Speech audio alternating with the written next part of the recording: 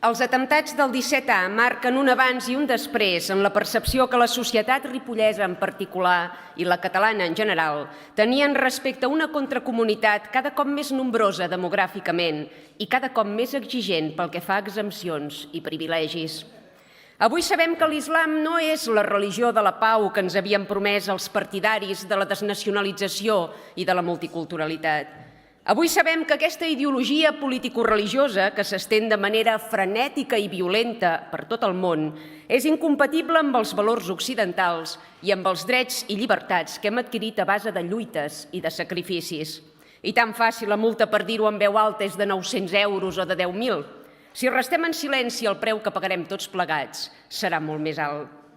La permissivitat institucional i política vers aquesta contracomunitat, ja sigui per por a les coaccions, denúncies o amenaces d'alguns dels seus membres, ja sigui per captar el seu vot o per ingenuïtat i ignorància, ha provocat que Catalunya s'hagi convertit en una de les regions del continent europeu amb més mesquites salafistes i amb més processos de radicalització.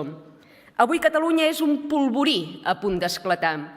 Les nombroses investigacions i detencions efectuades els darrers anys pels cossos de seguretat han salvat el país de nous atemptats i de noves víctimes mortals, però el perill i el risc hi continuen sent, com ho demostra el 4/5 ja permanent en alerta antiterrorista. El salafisme destaca per la interpretació literal i radical de l'Alcorà i, igual que el wahabisme, opta pel rebuig i confrontació contra qui no professa la seva fe. A Catalunya tenim vora 100 mesquites d'aquesta índole, mesquites on les dones pateixen segregació i discriminació, on es llencen impunament missatges d'odi contra Occident i on es renega de les lleis civils en considerar que l'únic legislador vàlid i fiable és el seu Déu. L'any 2024 es van detenir 426 persones per delictes de terrorisme en 22 estats membres de la Unió Europea, prova irrefutable de l'auge del fonamentalisme islàmic importat via immigració. Tots aquests terroristes s'havien radicalitzat a través de les xarxes socials, en escoles i universitats o dins l'entorn reservat d'una mesquita.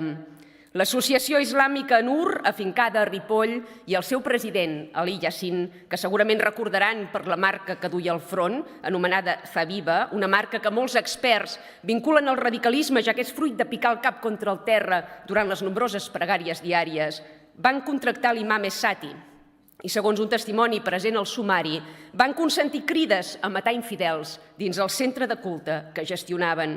Segons un altre testimoni del sumari, la comunitat tenia constància dels vincles d'Essati amb el terrorisme.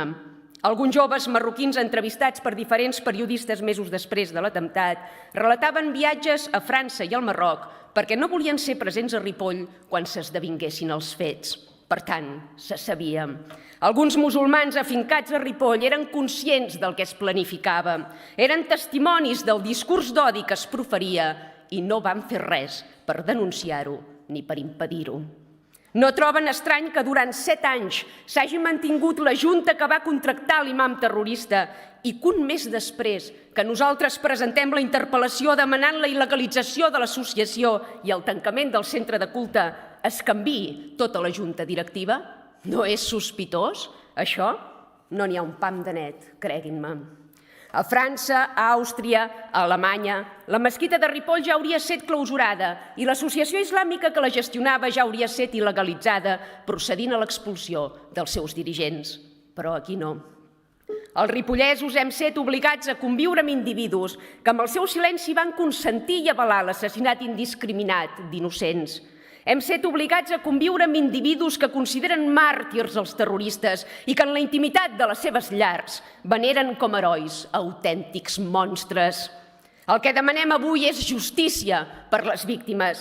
El que demanem avui és que s'alliberi Ripoll d'aquesta xacra, que aquells que van flirtejar amb el fonamentalisme i que van infravalorar la vida humana siguin definitivament derrotats i privats de l'altaveu que els permet adoctrinar en l'odi i la violència.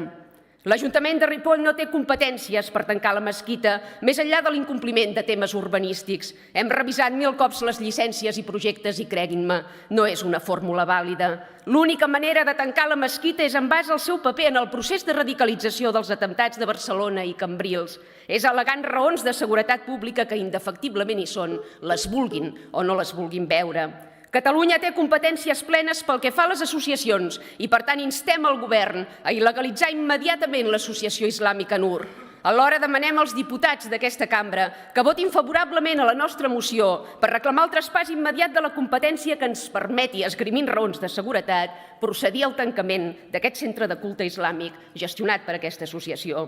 Fem tots plegats un cordó sanitari contra qui realment toca, contra qui ens considera a tots infidels i a qui es creu amb dret de repassar-nos la vida. Visca Ripoll i visca Catalunya!